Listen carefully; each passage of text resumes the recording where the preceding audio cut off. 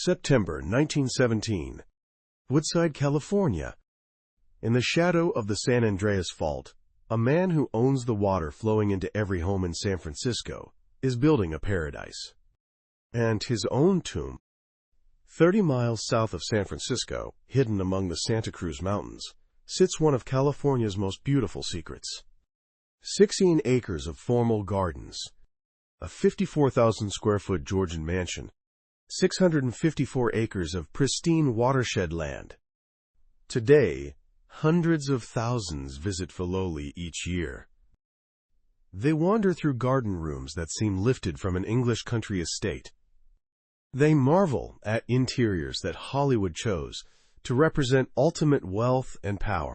But this wasn't always a place strangers could enter.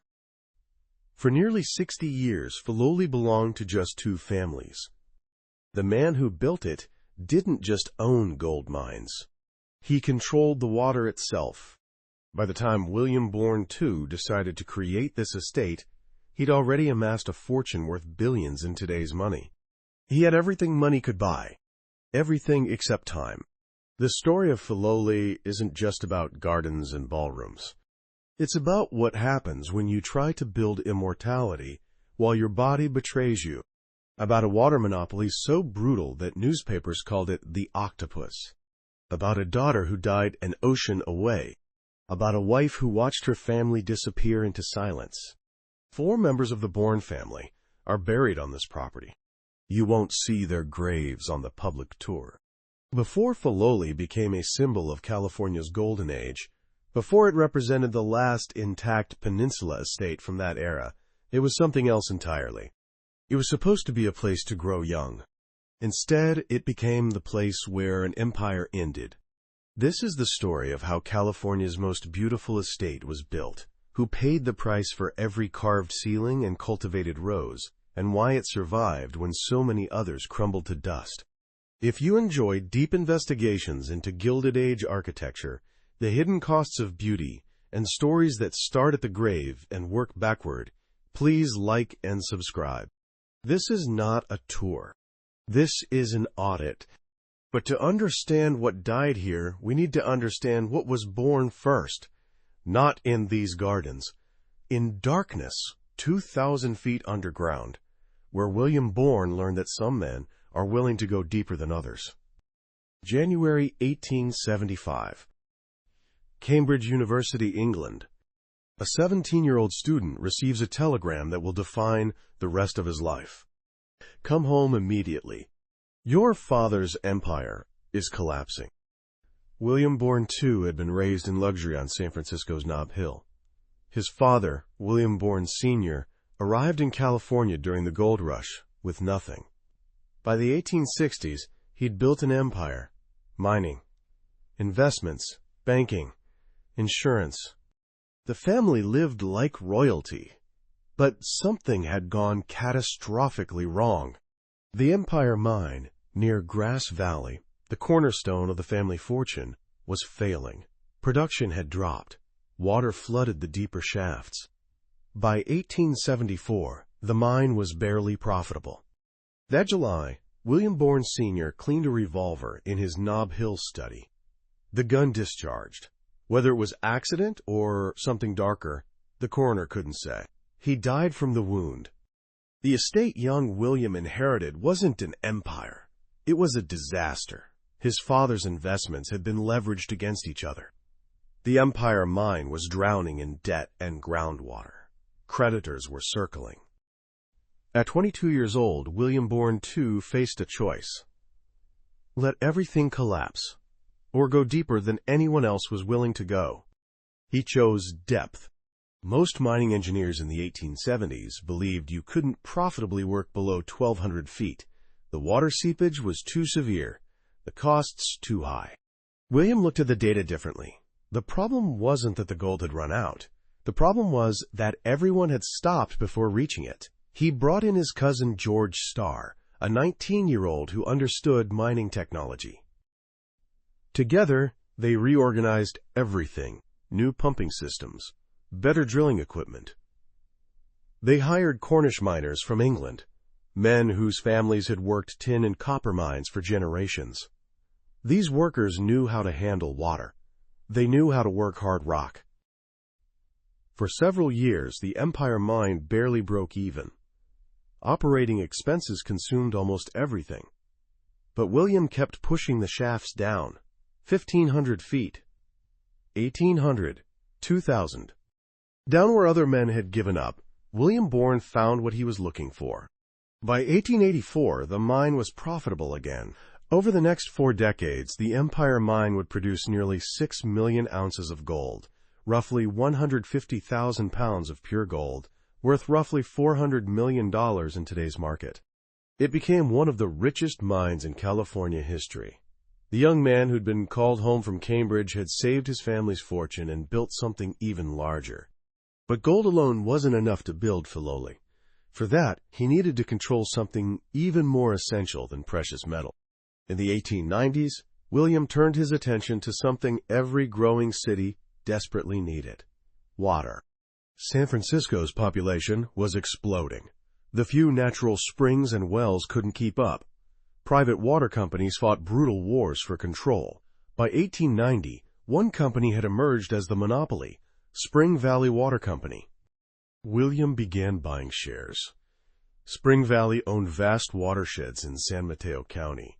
They controlled Crystal Springs Reservoir. They had the power of eminent domain, meaning they could seize land and water rights for the public good while operating as a private, profit-making enterprise. It was one of the most powerful monopolies in California. By 1898, William Bourn II was president of Spring Valley Water Company. He controlled the water supply for hundreds of thousands of people. He set the rates they paid. He decided where pipes would be laid and which neighborhoods would get service first. The arrangement made him spectacularly wealthy. It also made him spectacularly hated. Here's what the audit reveals. San Francisco residents paid 24 cents per 1,000 gallons. Los Angeles, with city-owned water, paid 10 cents for the same amount. Spring Valley's rates were 140% higher. The San Francisco Chronicle ran editorial cartoons depicting Spring Valley as an octopus. 8 tentacles strangling the city. One tentacle wrapped around City Hall, another around the Board of Supervisors, another around the courts. The Examiner called it the water trust that bleeds San Francisco dry. The Bulletin published a series titled The Octopus and Its Grip, documenting how Spring Valley had used political influence to block every attempt at public ownership. Letters to the editor didn't mince words. Mr. Bourn grows rich while our children drink expensive water and our gardens die. The Spring Valley monopoly is legalized theft. They own the watershed, the reservoirs, the pipes, and apparently our elected officials. William Bourn read these newspapers. He knew what people called him. He didn't particularly care. He believed private enterprise did things better than government. He ran Spring Valley Water Company efficiently. The infrastructure worked. The water flowed. That it flowed at rates that enriched him and his shareholders? That was simply how capitalism functioned. But he also knew the monopoly couldn't last forever. San Francisco was already planning an alternative, a massive project to dam the Hetch Hetchy Valley and pipe water over 160 miles from the Sierra Nevada mountains. That project would take decades. In the meantime, William controlled something everyone needed every single day. By 1914, William Bourn II was 57 years old. He owned an estate in San Francisco on Webster Street. He owned the Empire Mine Cottage in Grass Valley. He owned Muckross House in Ireland, purchased as a wedding gift for his daughter. He had investments in gas companies, banks, real estate. The combined fortune, adjusted for inflation, would exceed $2 billion today. He had everything a Gilded Age industrialist could want. Everything except a country place near San Francisco, a place to escape, a place to entertain, a place to garden, a place to, in his words, grow young. He began looking at land on the San Francisco Peninsula. The prices were reasonable. The earthquake of 1906 had driven many wealthy families to build estates outside the city. The Crockers were there. The Coles. The Carolins. William wanted something different. He didn't want to be visible from the road. He wanted privacy. He wanted land with water. In 1914, he found it. 654 acres in Woodside, at the southern end of Crystal Springs Reservoir. His own reservoir. His own water company's land. The perfect location. He called his architect, a man he'd worked with before, a man who understood both grand statements and California practicality. Willis Polk answered the call. The currency of this empire was gold, pulled from darkness, and water monopolized from thirst. Now it would be converted into something else entirely. 54,000 square feet of Georgian brick, 16 acres of formal gardens, a monument to permanence built by a man who had perhaps 20 good years left. But before the first brick could be laid, William needed to find the right land. Not just any peninsula estate would do. He needed water. He needed privacy. He needed a valley that could contain his vision.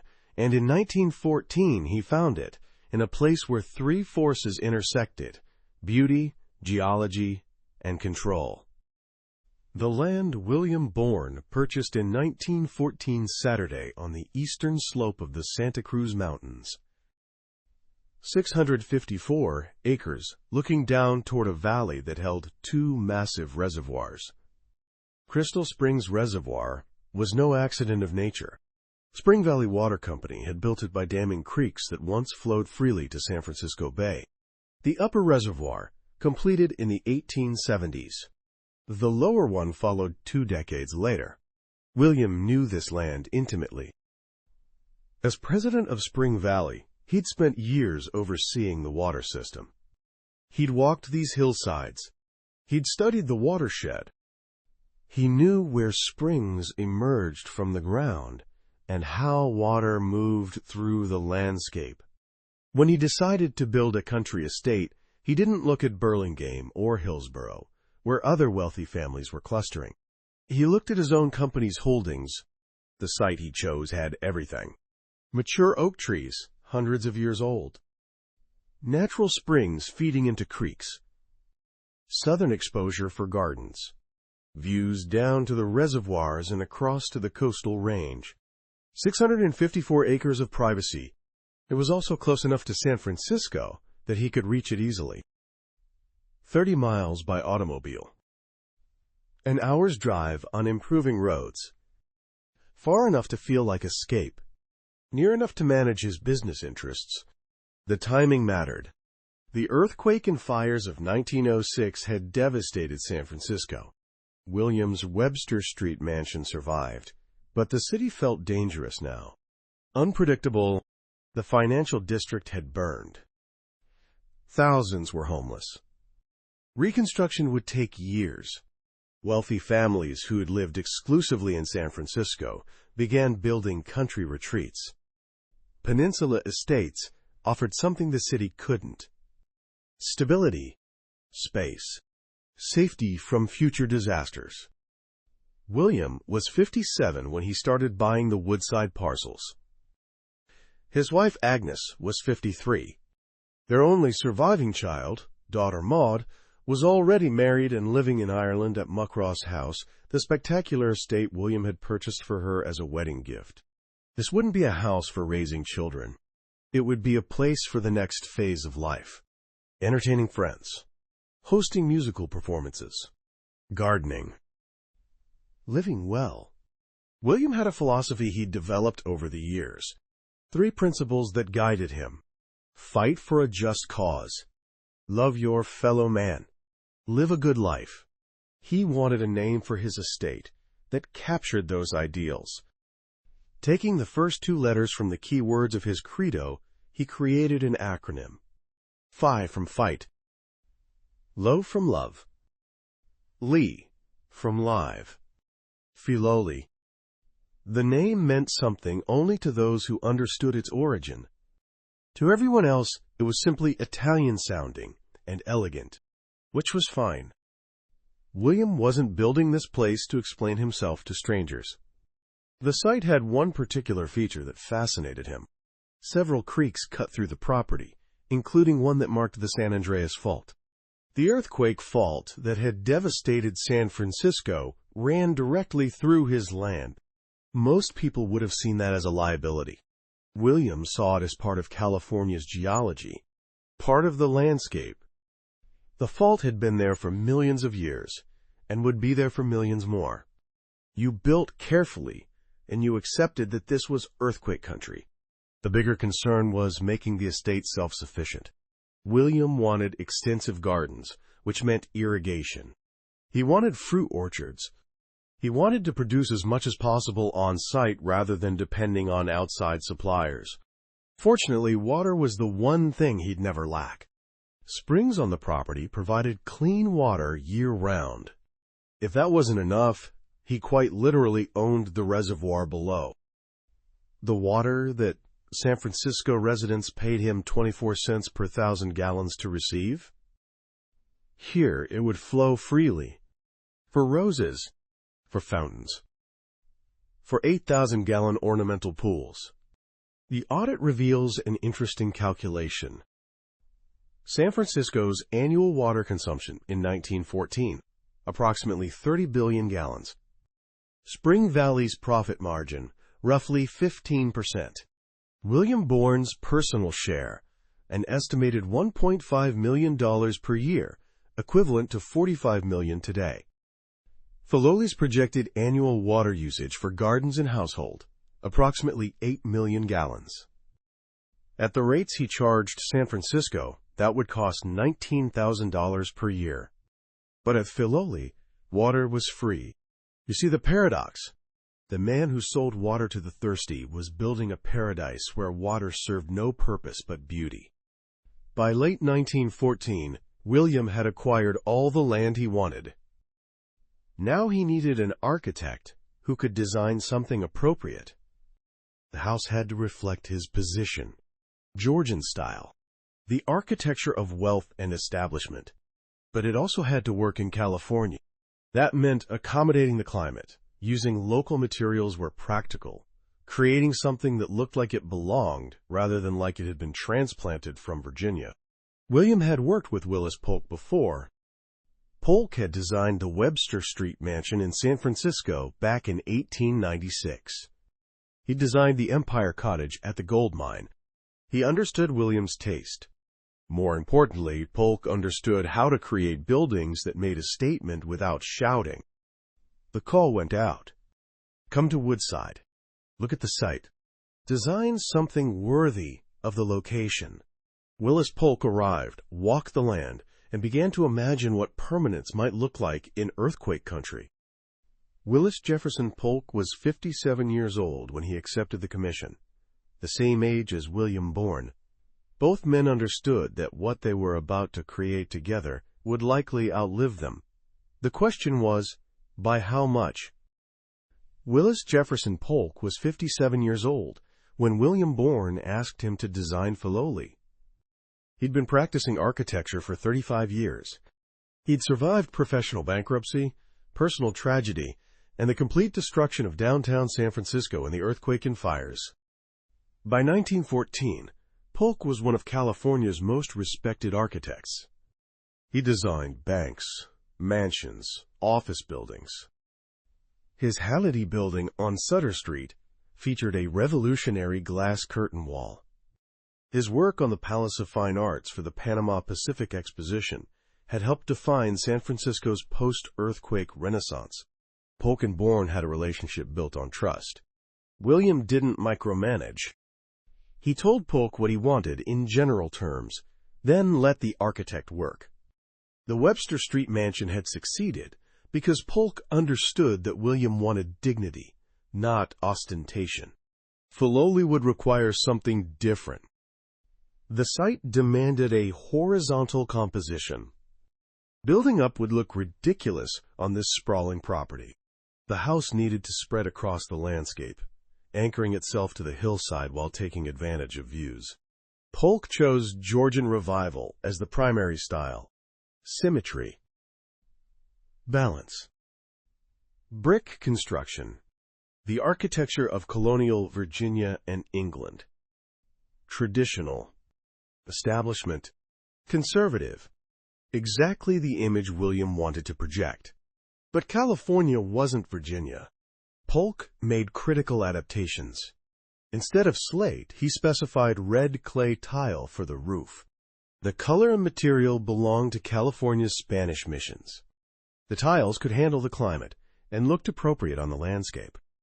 He designed in Flemish bond brickwork, alternating headers and stretchers, creating a subtle pattern.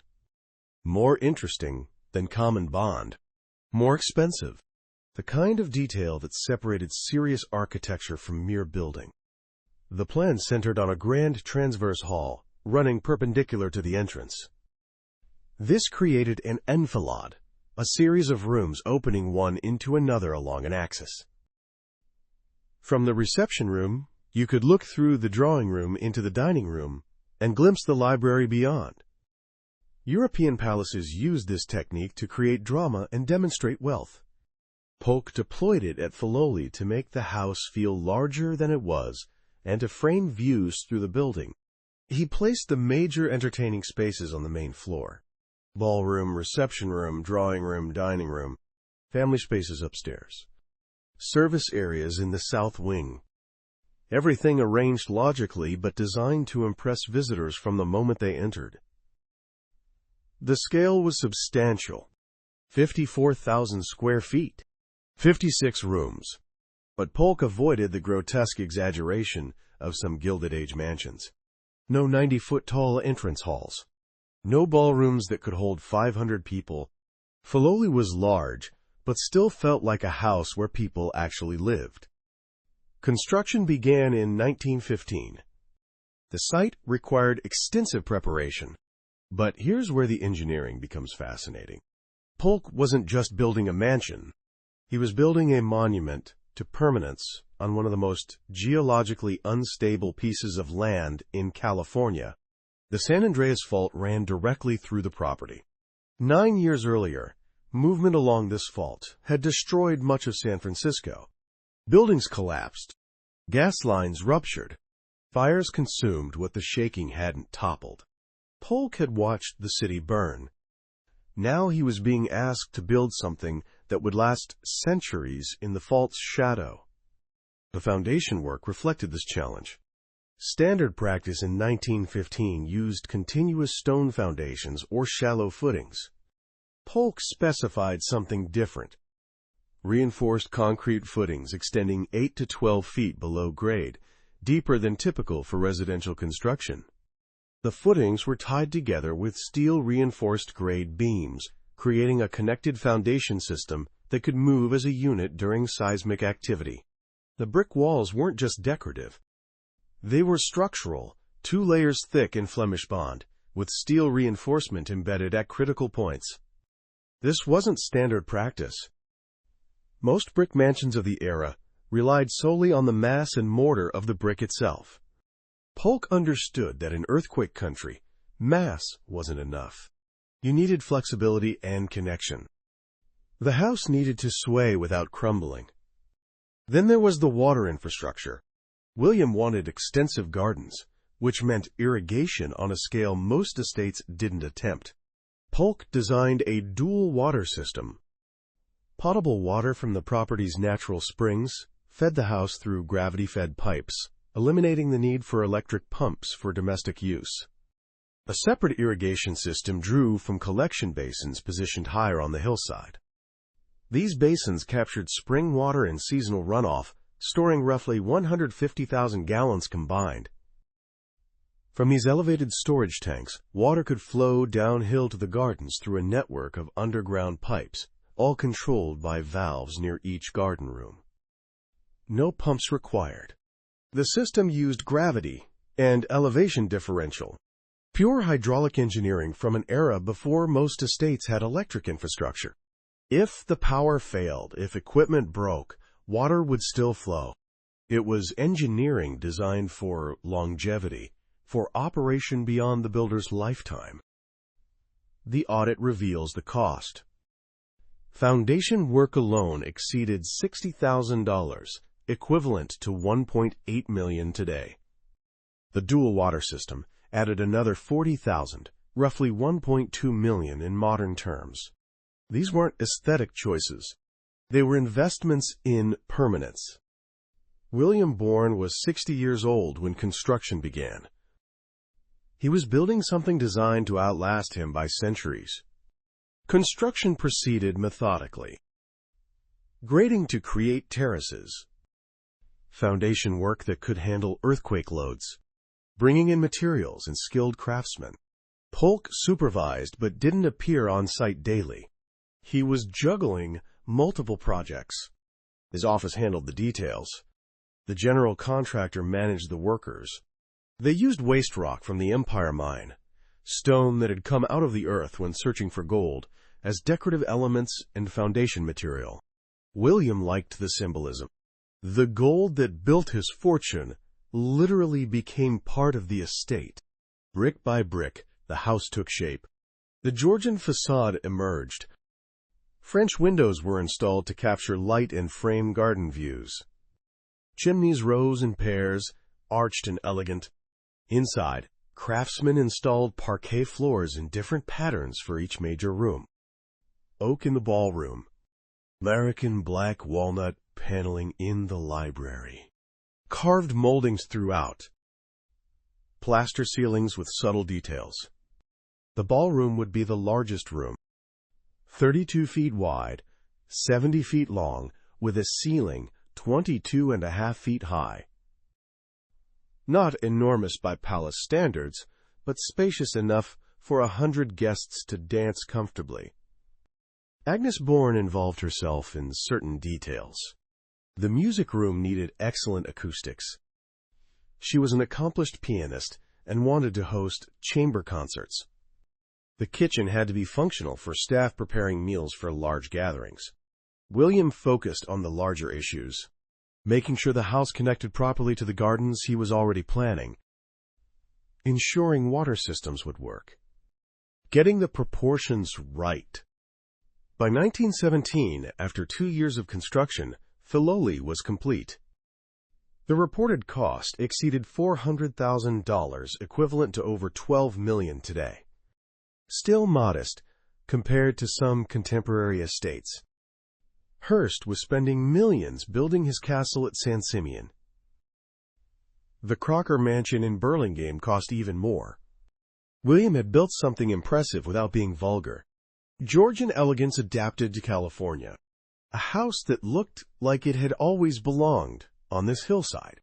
In September 1917, William and Agnes moved in. He was 60 years old. She was 56. Their daughter was living in Ireland.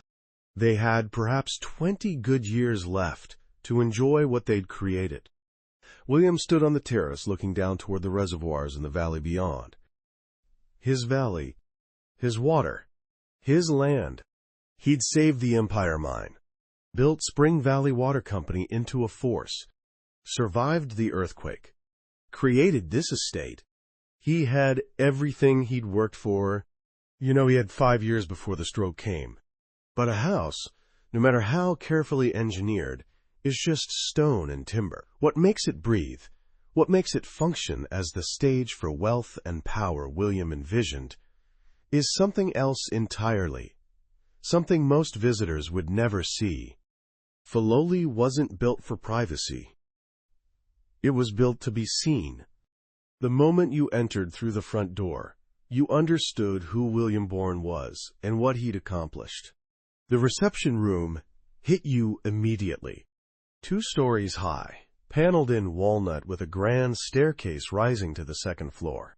This was the space where first impressions happened, where Agnes would greet guests arriving for dinner parties or musical evenings, where San Francisco society would gather before moving into other rooms. The enfilade that Polk had designed let you see through multiple rooms at once. Standing in the reception room, you could look straight through the drawing room and glimpse the dining room beyond. The sight lines were deliberate. You were meant to want to explore further. The drawing room served as a transitional space between entrance and dining. Linen-covered walls gave it a softer feel than the walnut-paneled reception room. A Carrara marble fireplace, deliberately underscaled, created an intimate seating area, but the room's real purpose was circulation. Getting guests from one place to another, while maintaining the illusion of spontaneous elegance. Then came the dining room. Dark-stained oak paneling from floor to ceiling, hand-carved moldings, a table that could seat 24. This was where William demonstrated he'd arrived at the pinnacle of California society. Dinner parties at Filoli followed strict protocol. Guests dressed formally. Multiple courses appeared in careful sequence, prepared by staff in the kitchen and carried through the butler's pantry. Agnes would seat people according to status and strategy. Who needed to talk to whom? Which business relationships needed cultivating? The room's formality reinforced the message. This was serious entertaining, not casual hospitality. But the ballroom exceeded everything else. 70 feet long, 32 feet wide, with a ceiling that soared 22.5 feet. The scale was breathtaking. Parquet floors and quarter-sawn white oak. Walls painted a pale, water-green color, trimmed with gold leaf on the moldings. 2 massive chandeliers hung from the ceiling, modeled on the ones in the Hall of Mirrors at Versailles. Crystal and gilded bronze. They weren't reproductions. They were interpretations, scaled appropriately for the room. The fireplace dominated the far end. Baroque styling in Machiavelli marble with ormolu decorations showing Hercules and the Nemean lion. The kind of fireplace that belonged in a European palace. This room was Agnes's domain. She was a patron of the San Francisco Symphony and Opera. She hosted chamber music performances here. Her piano stood ready. Guest musicians would perform. Audiences of 50 to 100 would sit in careful arrangement, listening to music echoing off the high ceiling. The ballroom could also accommodate dancing, wedding receptions, debut balls for society daughters. It was the single most impressive space in the house, designed specifically to demonstrate that Filoli could host events that matched anything in San Francisco proper. But here's what visitors didn't see. The labor ledger. The butler's pantry connected the dining room to the kitchen. Here, staff had access to everything they needed. A walk-in safe for storing silver, an electric call board showing which rooms needed service, a dumbwaiter for moving food and dishes between floors. The kitchen itself was utilitarian, but massive. A 17-foot-high coffered ceiling helped dissipate heat from cooking. Industrial stoves, work tables, storage. During large events, staff prepared as many as 9 meals a day. Breakfast, lunch, and dinner for the family upstairs, plus separate meals for servants, plus whatever the event required. Up to 35 staff lived and worked at Filoli at various times. But let's conduct the audit. Let's identify the invisible hands. The library ceiling was American black walnut, hand-carved with intricate moldings. This work was done by Swiss woodworkers, specifically recruited for their expertise. Census records from 1920 identify 3 craftsmen living temporarily in Woodside during Filoli's construction. Johann Müller, age 38, carpenter, Bourn, Switzerland. Henri Dubois, age 42, woodcarver, Bourn, Switzerland. Carlo Benedetti, age 35, Finnish carpenter, Bourn, Italy. These men were paid between $4 and $6 per day, roughly $120 to $180 in today's money. Skilled labor, but still labor. They worked 10-hour days, 6 days per week. Johann Muller's work on the library ceiling alone took 8 months. At $5 per day, his total wages for that single ceiling, approximately $1,200, equivalent to $36,000 today. The cost of the Machiavelli marble fireplace in the ballroom, $18,000, equivalent to $540,000 today. One fireplace cost 15 times what a master craftsman earned in 8 months of detailed work. The chandeliers in the ballroom, those Versailles interpretations, $22,000 combined, equivalent to $660,000 today. The permanent household staff lived in the south wing, small rooms, shared bathrooms, basic furnishings. The head housekeeper, a woman named Margaret O'Brien, earned $40 per month plus room and board, equivalent to $14,400 annually in today's terms. The head gardener, Louis Mariconi, earned $55 per month, $19,800 per year in modern money. Chauffeurs earned slightly more, $60 monthly, because the skill was scarce.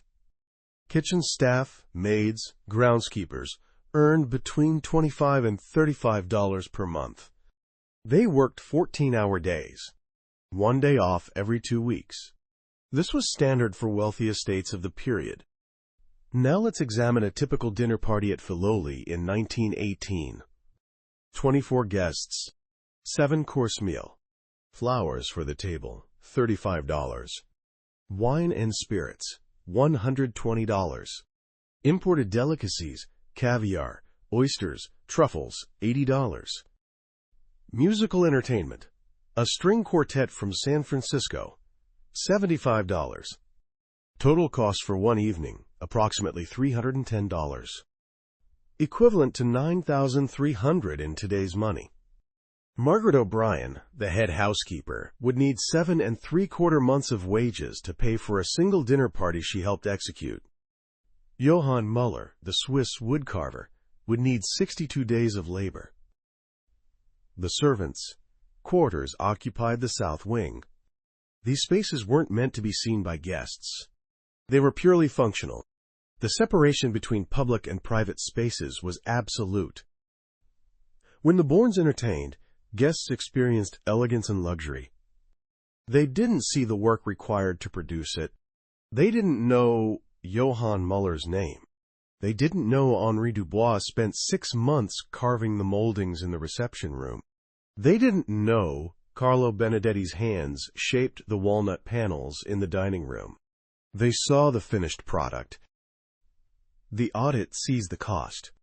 William and Agnes hosted frequently in the years immediately after completion. Musical evenings, dinner parties for business associates, weekend gatherings for friends from San Francisco. The house performed exactly as designed. It impressed everyone. It confirmed William's position at the top of California society. It demonstrated that he could build something worthy of his fortune. For a few years, everything worked perfectly. The ballroom filled with music. The dining room hosted elegant dinners. The reception room welcomed the elite of San Francisco. Agnes played piano for guests. William discussed business with associates in the library, surrounded by walnut, carved by hands whose owners' names he never knew. They used the house the way it was meant to be used. And then, in the summer of 1921, everything changed. William was 64 years old. He'd been feeling odd, headaches, occasional dizziness. Nothing dramatic, nothing that seemed serious, until the stroke hit. But before we examine what the stroke took from him, we need to understand what surrounded him. While Polk was building the house, William was planning something equally ambitious outside. Not just gardens, architecture made from living things. 16 acres of formal gardens.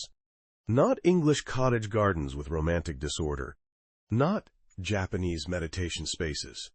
Formal gardens in the grand European tradition. Geometry, symmetry, structure. William knew what he wanted. Garden rooms that connected to the house architecturally, creating a unified vision. He wanted spaces for different purposes. Entertaining, strolling, quiet contemplation, growing flowers and vegetables. What he needed was someone who understood garden architecture. Bruce Porter got the call in 1917. Porter was 54 years old, a Renaissance figure in San Francisco's art world. He painted murals. He designed stained glass windows. He created gardens for wealthy clients. He'd survived the earthquake and helped rebuild the city's cultural institutions. More importantly, Porter understood how gardens should relate to architecture. He'd studied European estates. He knew Gertrude Jekyll's work in England. He understood Italian Renaissance principles, using walls, hedges, and geometric patterns to create outdoor rooms. William and Bruce walked the land together.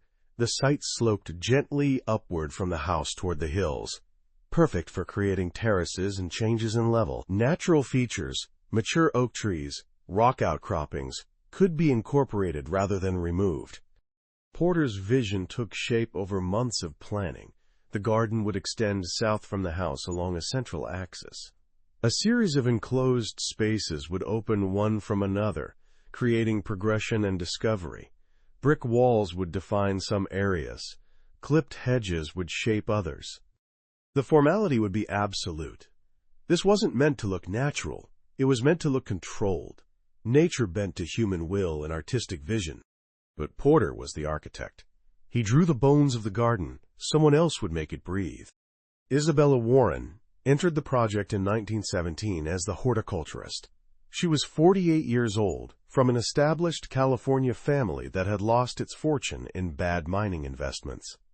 She and her sisters had started a floral design business in San Francisco, creating elaborate arrangements for society events. Bella, everyone called her Bella, had an artist's eye for color and a plant person's understanding of what would actually grow. She'd worked on gardens throughout the Bay Area. Wealthy clients trusted her judgment completely. At Filoli, Bella's role was specific. Choose every plant, coordinate seasonal color, ensure the garden looked perfect year-round.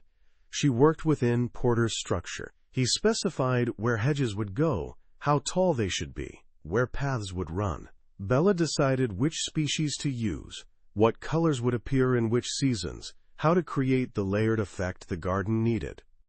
The partnership worked because both understood the assignment. Porter provided the architecture.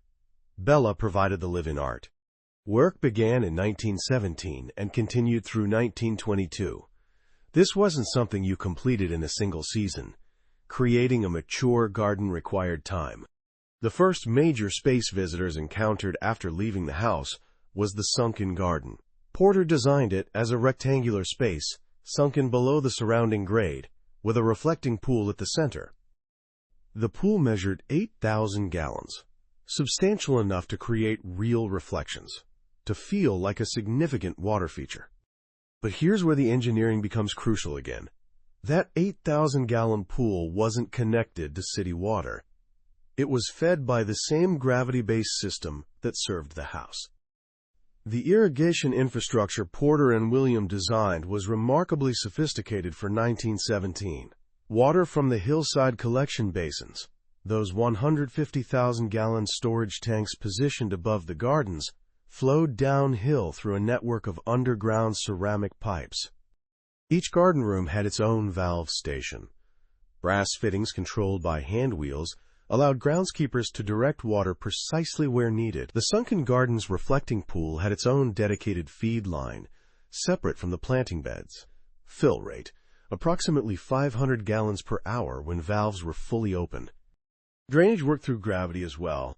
Overflow pipes at the pool's edge directed excess water downhill to lower garden areas, where it irrigated fruit orchards and vegetable plots. Nothing wasted. The system required no pumps, no electricity, no mechanical intervention beyond opening and closing valves. It was pure hydraulic engineering, designed to function indefinitely. The cost of this irrigation infrastructure? Approximately $35,000, equivalent to $1 million today. But it meant William could create water features that required thousands of gallons while knowing the system would operate long after he was gone. The pool was lined to prevent seepage.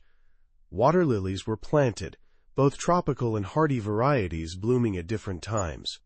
Bella flanked the pool with panels of lawn and planted twin olive trees. Japanese yew hedges enclosed the entire space, clipped to perfect geometric shapes. The sunken garden made a statement: we control water. In California, where water meant power and water meant wealth, an 8,000-gallon ornamental pool was pure luxury. William charged San Francisco residents by the gallon.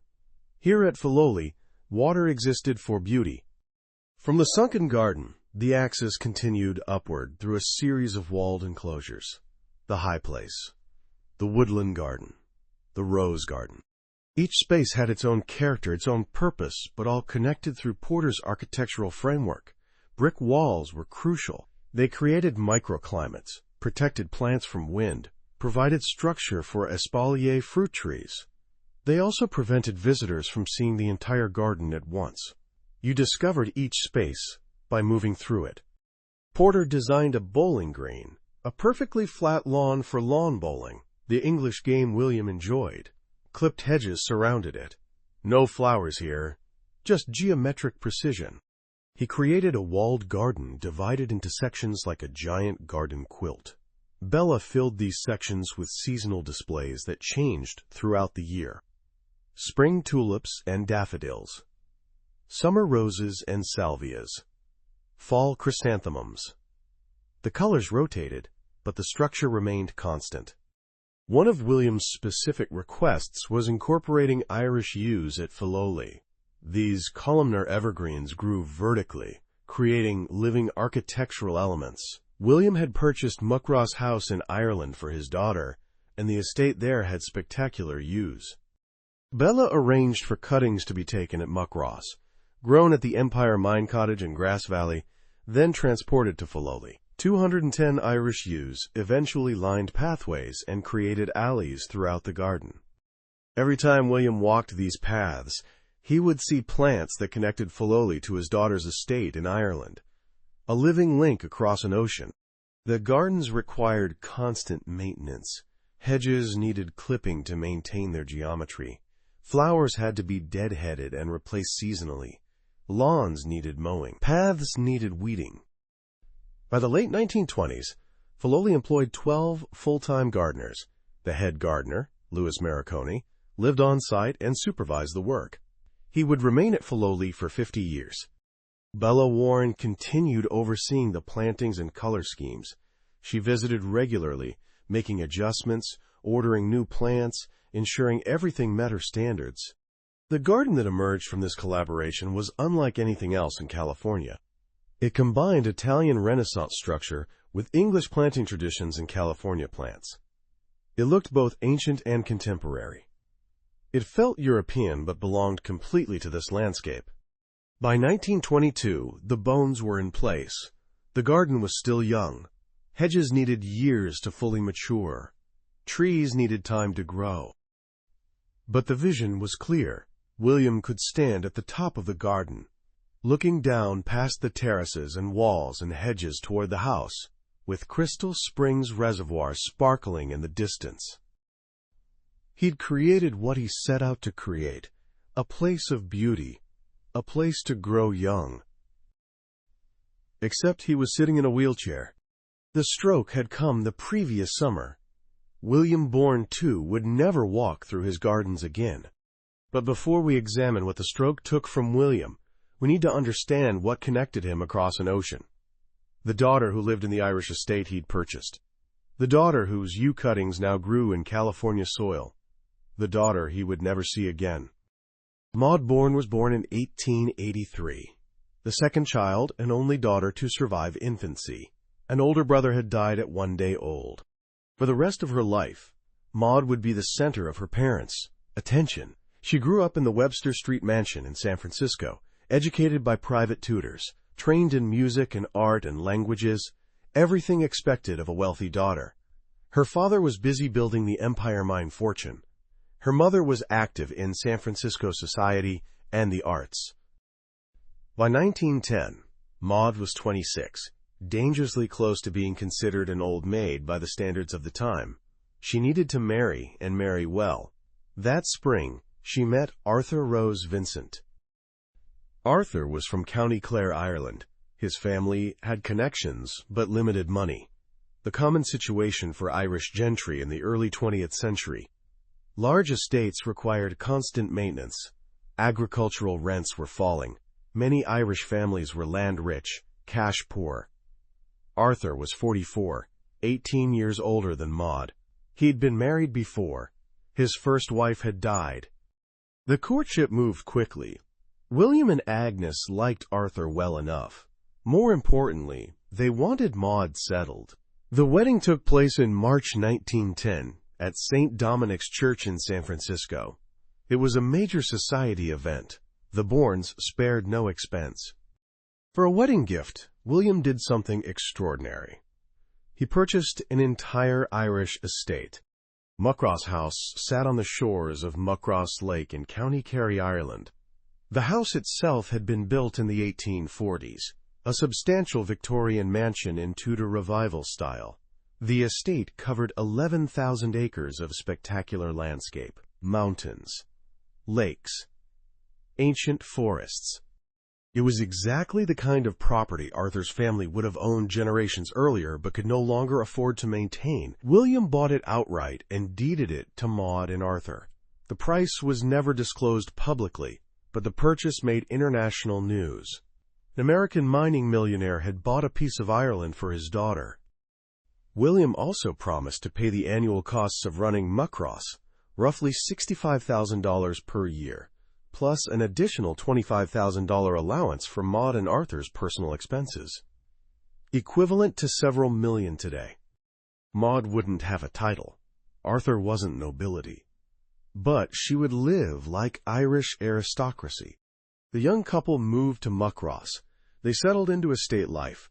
Arthur managed the property. Maud became involved in local community affairs. In 1911, Maud was presented at the court of St. James, a formal introduction to British royalty that confirmed her elevated social status. For William, the Irish connection meant something beyond just securing his daughter's future. Muckross House became a model for what he wanted at Filoli. The estate gardens at Muckross featured yews, ancient massive specimens that had been growing for decades. William arranged for cuttings to be taken so identical plants could be grown at Filoli.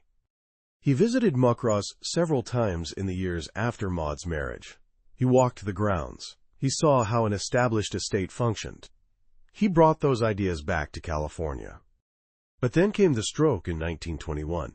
William woke one morning at Filoli feeling wrong, numbness in his face, difficulty speaking. Agnes called for doctors immediately. The stroke was severe. At 64 years old, William's body had betrayed him. He survived, but the damage was permanent. His left side was partially paralyzed. He needed a wheelchair. His speech was affected, though his mind remained sharp. He would never travel to Ireland again. For a man who'd spent his life in motion, managing mines, overseeing water systems, building estates, confinement to a wheelchair was devastating. The gardens he'd created were still accessible, at least partially.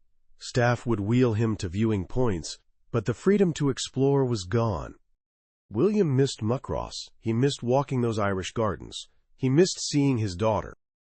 In 1921, he commissioned Ernest Peixoto to paint a series of murals for Filoli's ballroom. Peixoto was a well-known American painter, 50 years old, who'd worked extensively in Europe.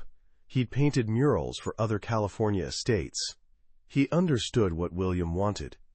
Large-scale canvases depicting Muckross House and its surrounding landscape. Peixoto created the paintings in his San Francisco studio, working from photographs and descriptions. He painted atmospheric Irish scenes. Mountains shrouded in mist, lakes reflecting gray skies, the house itself nestled in the landscape. The finished canvases were enormous. They were installed in the ballroom in 1921, covering large sections of the walls. Now William could sit in his ballroom and look at Ireland. He couldn't travel there, but he could see it. Every time he was wheeled into that room, he saw his daughter's estate. Maud visited Filoli when she could, crossing the Atlantic by ship, a journey that took weeks. But her life was in Ireland now. She had responsibilities there. The years passed. William continued suffering small additional strokes. His condition gradually worsened. He remained mentally alert but physically weakened. Agnes cared for him while maintaining the estate.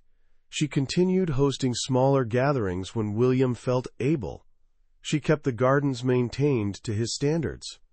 Every morning, weather permitting, staff would wheel William to a specific spot at the top of the garden. From there, he could see down past the terraces toward the house, with the reservoirs and valleys spread beyond. His valley, his water, his creation. He sat there, unable to walk, looking at what he'd built. In 1929, a telegram arrived from New York. Maud had been traveling back to Ireland after visiting friends in Manhattan. She'd caught pneumonia during the voyage. By the time the ship docked, she was gravely ill. She died in Manhattan on November 18, 1929. She was 45 years old. William and Agnes were devastated. Their only surviving child was gone. William was too weak to travel to New York for the funeral. Agnes went alone. Maud's body was brought back to California. She was buried in the family cemetery on the Filoli estate, next to the infant brother who died at birth. After Maud's death, William began selling his holdings. The Empire mine went to Newmont Mining Corporation. He was putting his affairs in order. He'd built an empire, created Filoli, secured his daughter's future in Ireland. Now his daughter was buried in the garden, and he was trapped in a wheelchair. The Irish connection that had meant so much became a source of pain. The ballroom mural showed a place he'd never see again, where his daughter had lived and would never return from. The audit shows the final accounting. Muckross house purchase price, estimated $200,000, equivalent to $6 million today. Annual operating costs, $65,000, nearly $2 million annually in modern terms. Total investment over 19 years, approximately $1.4 million, $42 million today. For a daughter who died an ocean away. For yew cuttings that now grew in a garden she was buried beneath. For murals depicting a house that became a monument to absence. William lasted 7 more years. But those 7 years weren't life. They were a form of captivity. The man who'd controlled the water flowing into every San Francisco home couldn't control his own body. The estate, built to be a, quote, place to grow young, became something else entirely. The summer of 1921 started normally at Filoli. William was 64, still managing his business interests, despite spending more time at the estate.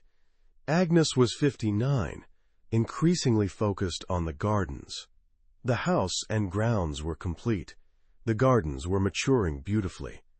Then one morning, William's left side stopped responding. His face felt strange. When he tried to speak, the words came out slurred. The diagnosis was immediate. Stroke. Significant damage to the right side of his brain, affecting the left side of his body.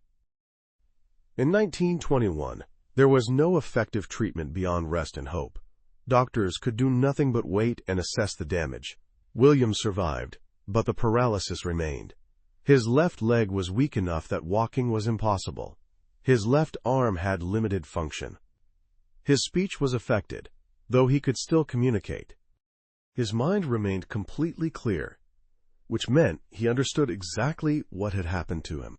Here's what the audit reveals about captivity. A wheelchair became permanent. The man who'd saved the Empire mine by pushing deeper when others said stop, who'd built Spring Valley Water Company into a monopoly, who'd created Filoli as his masterpiece, that man was now confined to a chair, dependent on others to move him. But it wasn't just loss of mobility, it was loss of choice. The house required modifications, ramps where there had been steps, wider doorways to accommodate the wheelchair, arrangements for staff to assist with daily needs. Every modification was a reminder.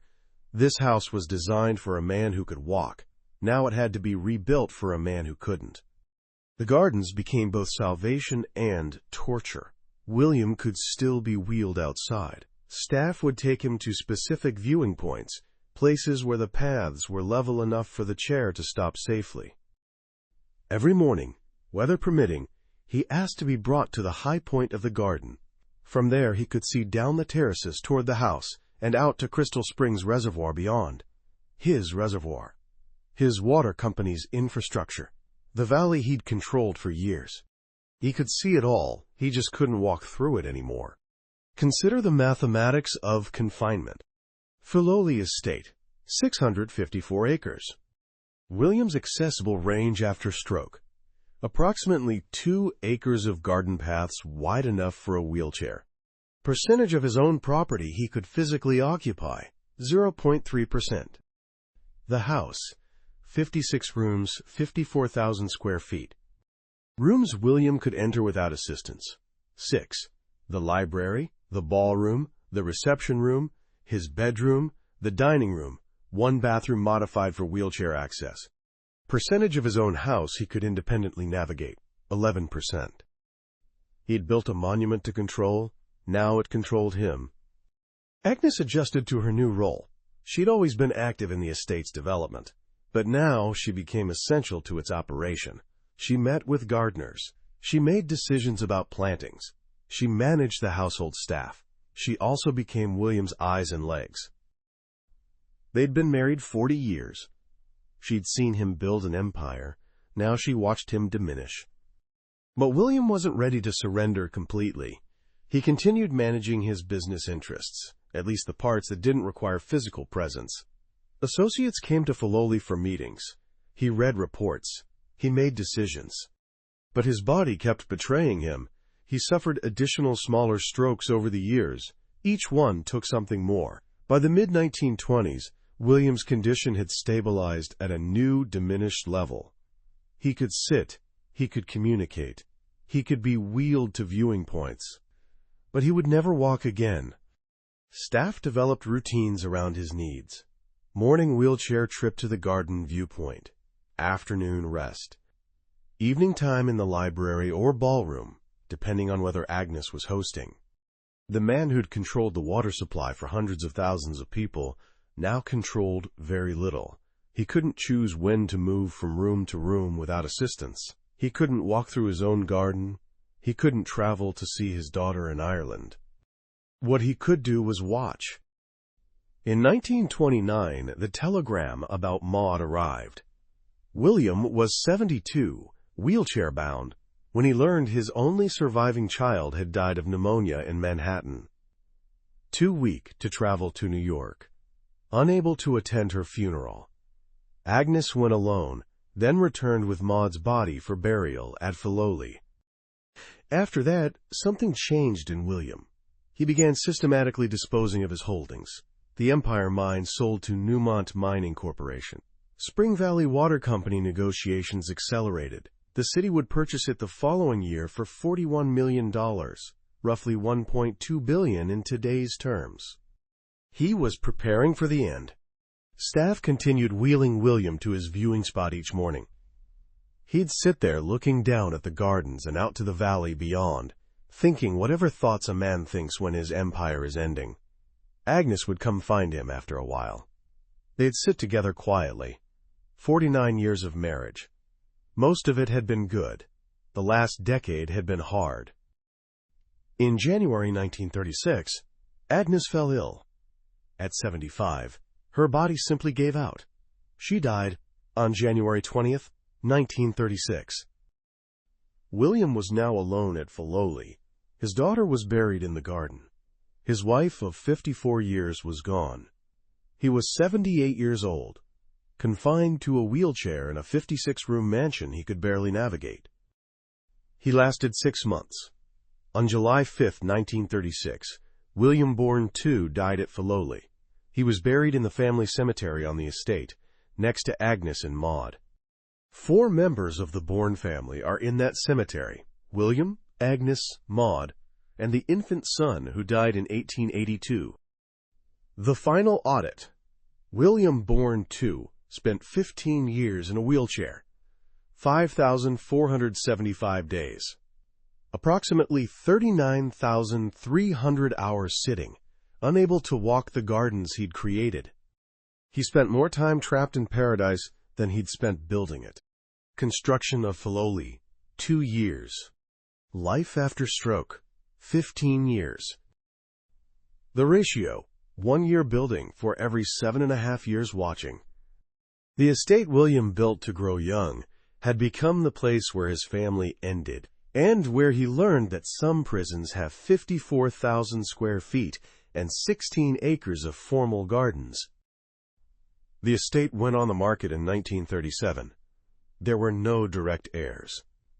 Nobody in the immediate Bourn family wanted to take on a 654-acre estate that required enormous maintenance costs. What Filoli needed was someone who understood that beauty demands investment, someone willing to continue what William started. 1937. The Filoli estate went on the market. Several potential buyers looked at the property. Most decided it was too much, too large, too expensive to operate, too isolated, despite being only 30 miles from San Francisco. One couple saw something different. William P. Roth and Lurleen Matson Roth visited Filoli in 1937. Lurleen was the daughter of Captain William Matson, founder of the Matson Navigation Company. The company operated the famous white ships that sailed between San Francisco and Hawaii. By the time of his death in 1917, Captain Matson had built one of the most successful shipping lines in the Pacific. Lurleen inherited a substantial fortune. Her husband, William, known as Bill, became president of Matson Navigation. Together, they represented another generation of California wealth. They already owned property. They had a home in San Francisco. But Filoli offered something unique. Lurleen looked at the gardens and saw potential. She was an accomplished gardener herself, knowledgeable about plants and design. Bill saw a country retreat where they could escape San Francisco's social obligations, a place to relax. The house was impressive enough to entertain when necessary, but private enough to feel like escape. They had 3 children, twin daughters, Lurleen and Berenice, and a son, William. The Roths purchased Filoli later that year. They moved in and began making it their own. The transition was respectful. Lurleen understood what the Bourns had created. She didn't want to erase their vision, she wanted to build on it. Much of the original furniture had been sold off before the estate changed hands, but the architectural features remained. The ballroom with its muckross murals, the oak-paneled dining room, the reception room's grand staircase. Lurleen gradually refurnished the house with period-appropriate pieces. But her real passion was the gardens. Isabella Warren was still alive in 1937, still supervising plantings at Filoli. She was 68 years old with decades of experience. Lurleen approached Bella about continuing the work. The 2 women developed a strong working relationship. Lurleen knew plants. She understood design. She respected Bella's expertise. Together, they began expanding the gardens beyond what William Bourn had created. Lurleen wanted more botanical diversity. She was particularly interested in camellias, rhododendrons, and azaleas. The woodland garden area received major attention. New plantings created layers of texture and seasonal interest. Shade-loving plants filled areas under the mature oaks. Lurleen also wanted a swimming pool. Not just a small lap pool, but a substantial facility. The pool was built in 1946. Its placement required careful consideration to feel integrated into the garden design. Bella designed the pool pavilion and surrounding plantings. She even arranged for a section of the Irish yew allée to be transplanted, moving mature trees to create the backdrop for the pool area. Moving established yews without killing them required immense expertise, but it succeeded. Bill Roth's health began declining in the late 1950s. Like William Bourn before him, Bill suffered a stroke. The pool had been built partly with his rehabilitation in mind, as swimming was considered therapeutic. Bill died in 1963. Lurleen was widowed at 70. She continued living at Filoli alone, maintaining the estate with the same attention she'd always given it. She still worked in the gardens. She still hosted select social gatherings.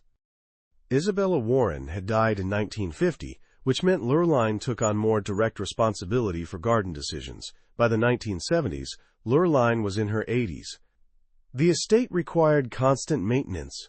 She faced the question every owner of a historic estate eventually faces: what happens next?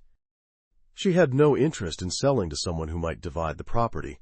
She'd spent nearly 40 years at Filoli. She understood what it represented, not just her own history, but California's history. There was one organization that might preserve the estate properly: the National Trust for Historic Preservation.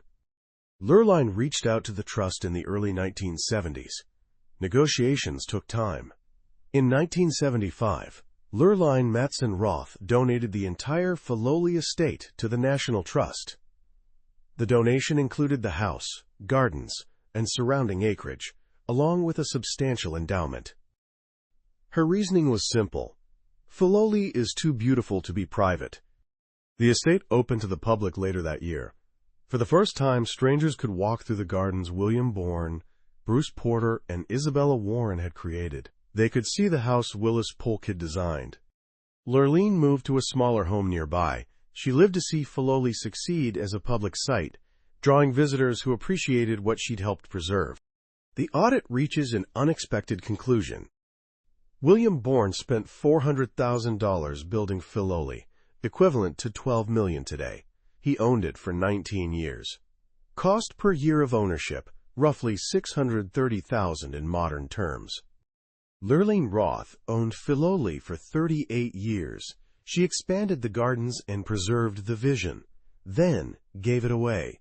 Zero return on investment in financial terms, infinite return in legacy terms. The man who monopolized water created beauty accessible only to the wealthy few. The woman who inherited shipping wealth made that beauty belong to everyone. One built an empire and died in a wheelchair watching it. The other preserved a garden and lived to see strangers walk through it freely. That's the accounting history remembers. But before it became famous as a historic site, before the preservation and the visitors and the recognition, something else happened. Hollywood discovered Filoli, and with that discovery came a different kind of immortality. 1978. 3 years after Filoli opened to the public, a film crew arrived. Director Warren Beatty was making Heaven Can Wait, a fantasy comedy about a football player who dies prematurely and returns to Earth in a different body. The film needed a location that represented ultimate luxury, a mansion so beautiful it could plausibly be heaven. Beatty's location scouts found Filoli. The ballroom became a gym where Beatty's character exercised. The grounds provided stunning exterior shots. The formal gardens offered the kind of timeless beauty the script required. Heaven Can Wait was a major studio production with significant distribution. When it released, millions saw Filoli without knowing its name or history. They just saw one of the most beautiful estates ever captured on film. The movie succeeded commercially and critically, receiving 9 Academy Award nominations. The exposure put Filoli in front of an enormous audience. But that was nothing compared to what came next. In 1981, ABC Television launched Dynasty, a primetime soap opera about the wealthy Carrington family and their oil empire in Denver, Colorado. The show needed establishing shots showing the Carrington mansion, something grand, something that screamed wealth and power. They chose Filoli for the aerial shots. Every episode of Dynasty opened the same way. Helicopter cameras swooping over a spectacular estate. The formal gardens. The Georgian mansion. The perfect embodiment of Gilded Age luxury. The show never filmed interiors at Filoli. Those were recreated on sound stages in Los Angeles. But the exterior shots were unmistakably Filoli. Dynasty became a massive hit. At its peak, over 20 million people watched each episode. The show ran for 9 seasons, from 1981 to 1989, nearly 200 episodes, which meant Filoli appeared in high-tram opening sequences seen by millions of viewers worldwide. The effect was strange. The show was supposedly set in Denver. The mansion was called the Carrington Estate, but observant viewers recognized the location. Garden clubs knew. Architecture enthusiasts knew. Northern California residents definitely knew. Filoli became famous without most viewers knowing what they were looking at. The exposure had practical effects. Tourism increased dramatically. People who'd seen Dynasty wanted to visit the real location. Asian tourists in particular became significant visitors. The show had been popular internationally. The National Trust capitalized on this carefully. They didn't advertise Filoli as the Dynasty Mansion, but they didn't hide it either. Tour guides would mention the connection. Gift shop items referenced the show subtly. Other productions followed. The Joy Luck Club filmed scenes there in 1993. Television shows used it for location shots. Commercials featured the gardens, but Dynasty remained the primary cultural reference. For an entire generation, Filoli was that house from Dynasty, even if they didn't know its real name. The Bourn family was long gone by then. William and Agnes were buried on the property, invisible to tourists. Maud was buried beside them. Their story wasn't part of the public tour in the early years. Lurleen Roth died in 1985, 10 years after donating the estate.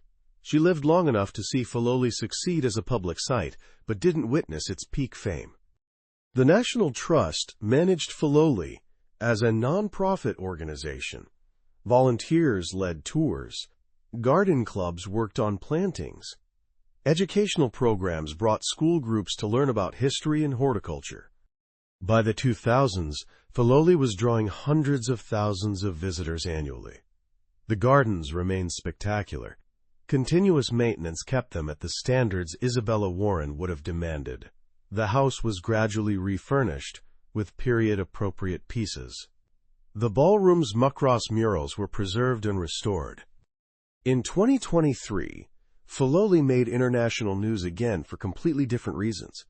President Joe Biden and Chinese President Xi Jinping needed a location for an informal summit during the APEC conference in San Francisco. They needed somewhere private, secure, and impressive enough to represent Gahe nations.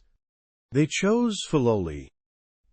On November 15, 2023, the two most powerful leaders in the world met at the estate William Bourn had built. They walked the same gardens William had designed. They talked in rooms Willis Polk had created. The meeting generated enormous media coverage. International news outlets showed Filoli's gardens. Diplomatic analysts discussed the setting's significance. Chinese media paid particular attention. The estate was already well known among Chinese tourists from the Dynasty years. The Biden-Xi summit represented something unexpected. This private estate, built by a water monopolist who died nearly 90 years earlier, had become neutral ground for international diplomacy. From William Bourne's private retreat to Hollywood location to diplomatic venue, the estate had lived multiple lives. But it survived because Lurleen Roth made one crucial decision in 1975.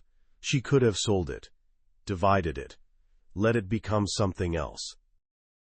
Instead, she gave it away. Too beautiful to be private.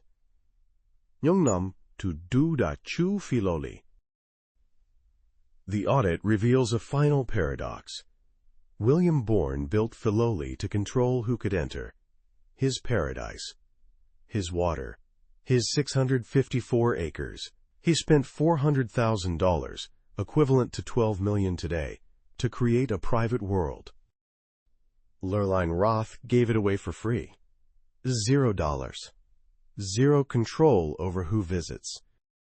William's investment bought him 19 years of private ownership, ending in a wheelchair. Lurleen's gift bought Filoli permanence. Nearly 50 years after the donation, over 20 million people have walked through those gardens. More people visit Filoli in a single year now than William hosted in his entire lifetime. His name is on the historical plaques. Her decision is why anyone can read them. That's the accounting that matters. But to understand why Filoli survived Ki Ratnye Noi Kakti Kong, we need to see what remains today. Not as William built it. Not as Lurleen preserved it, but as history chose to remember it. Today, Filoli draws over 400,000 visitors annually. They come from around the world. From China, where Dynasty made the estate famous. From across the United States, where garden enthusiasts know it by reputation.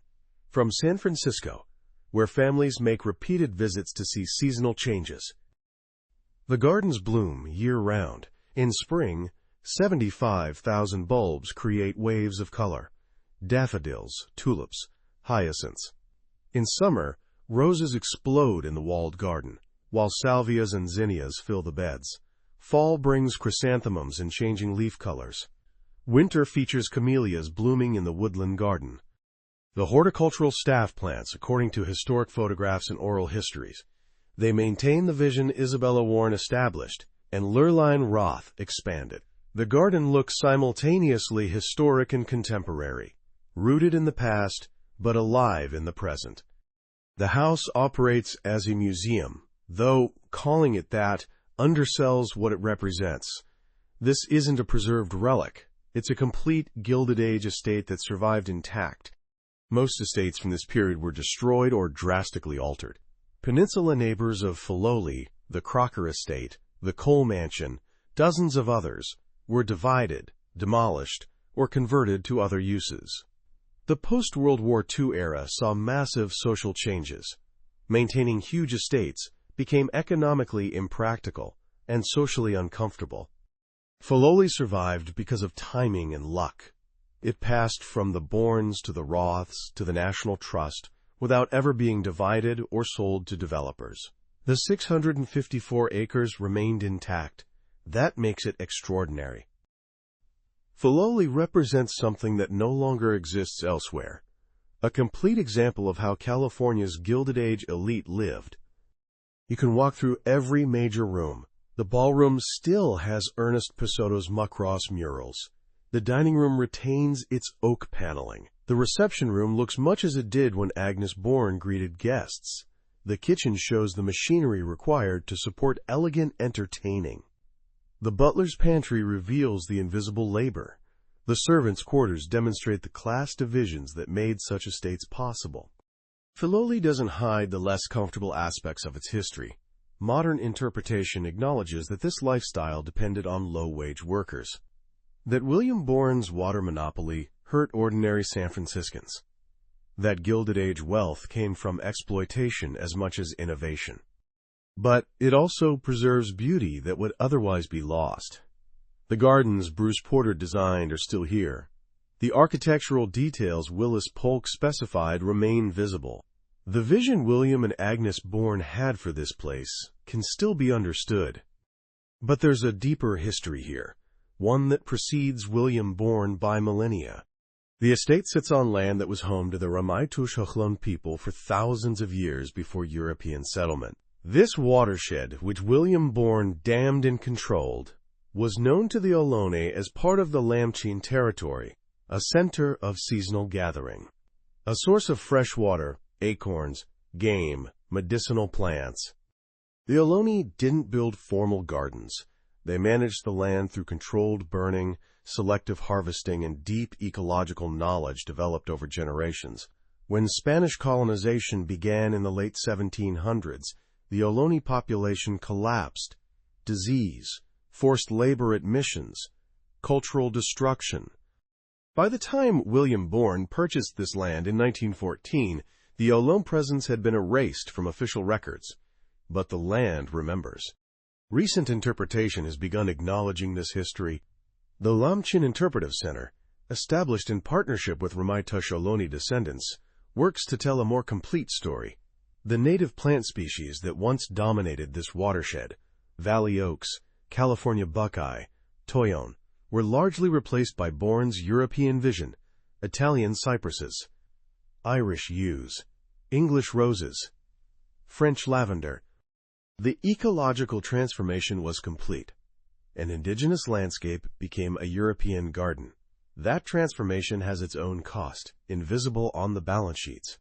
The San Andreas Fault runs directly through the property. A bridge on the nature trail marks where you cross from the North American tectonic plate to the Pacific plate. The earthquake fault that devastated San Francisco in 1906 passes beneath Filoli's gardens. William Bourn built here anyway. He understood the risks. California has always been earthquake country. You build carefully and accept the reality. The estate requires constant maintenance. 16 acres of formal gardens don't maintain themselves. The house needs ongoing preservation work. Historic buildings have unique needs. You can't just replace things with modern equivalents. The National Trust operates Filoli as a self-sustaining non-profit. Admission fees, memberships, and donations cover most operating costs. Lurleen Roth's endowment helps, but it doesn't cover everything. This creates an interesting dynamic. The estate, built by extreme private wealth, now operates as public space, supported by many small contributions. It's become democratic in a way William Bourn never intended. Educational programs bring thousands of schoolchildren to learn about history, horticulture, architecture. Garden clubs study the plantings. Architecture students examine Willis Polk's design. Historians research the Bourn and Roth families. The Biden-Xi summit in 2023 created renewed interest. International media coverage introduced Filoli to audiences who'd never heard of it. Chinese tourists, already familiar with the estate from Dynasty, came in larger numbers. That summit also demonstrated Filoli's ongoing relevance. It's not just a museum piece. It's a place where significant events still happen. 4 graves sit in a small cemetery on the property. William Bourn II, Agnes Moody Bourn, Maud Bourn Vincent, and an infant son who died in 1882. Visitors don't typically see these graves. They're not part of the public tour. But they're there, reminders that this was someone's home, that real people lived here, suffered here, died here. William built Filoli as a place to grow young. Instead, it became the place where his family ended and where his legacy began. The estate he created has outlived him by nearly 90 years so far. It will likely outlast this century. National Trust preservation ensures that future generations will see what he built. Whether William would approve of Filoli becoming public space is unknowable. He built it for privacy. He controlled access rigidly. The thought of 400,000 strangers walking through his gardens each year might have horrified him. But he's gone. Agnes is gone. Maud is gone. Lurleen Roth is gone. Filoli remains. The gardens bloom every spring exactly as Isabella Warren designed them. The ballroom still echoes with music occasionally. The reservoir William controlled still sparkles in the distance. The final audit closes the books. William Bourn II died in 1936, worth approximately $15 million in contemporary terms, equivalent to $450 million today. Spring Valley Water Company sold to San Francisco for $41 million, $1.2 billion today. Empire Mine, sold to Newmont Mining Corporation, closed permanently in 1956. Webster Street Mansion, sold, later demolished. Muckross House, donated to Irish State in 1932, now Killarney National Park. Total legacy in financial terms, 0. Everything liquidated, dispersed, dissolved. Filoli Estate, given away for free in 1975. Current estimated value if sold today, approximately $150 million. Annual operating budget, $4 million. Funded by 400,000 visitors at $30 per ticket, plus memberships, donations, events. Total economic impact since public opening, incalculable. Total visitors over 48 years, over 20 million people. 20 million people have walked where William walked, seen what he built, experienced beauty he intended for himself and a few dozen wealthy friends. The accounting reveals the paradox. The monopolist who controlled water for 500,000 people is forgotten. The garden he built for privacy is visited by 400,000 annually. The empire he built to last centuries dissolved in decades. The beauty he built as a private pleasure survives as public treasure. That's what remains from the Gilded Age. Not the money, not the power, the gardens. When William Bourn II sat in his wheelchair at the top of the garden looking down toward the house he'd built and the valley he'd controlled, he couldn't have imagined what Filoli would become. He built it as a monument to control. It became a lesson in letting go. He built it to grow young. It taught him about mortality. He built it for privacy. It survives through sharing. The estate stands today as California's last intact Gilded Age estate on the San Francisco Peninsula. Every similar property was divided, demolished, or drastically altered. Filoli alone survived complete. Because Lurleen Roth understood something profound. Some things are too beautiful to keep. The story isn't simple. William Bourn built his fortune by controlling San Francisco's water, a monopoly that hurt ordinary people.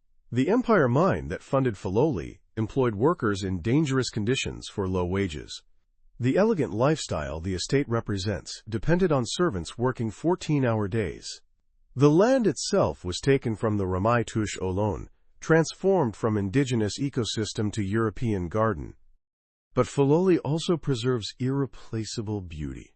Gardens that took decades to mature, architecture that demonstrates exceptional craft, a vision that succeeded completely.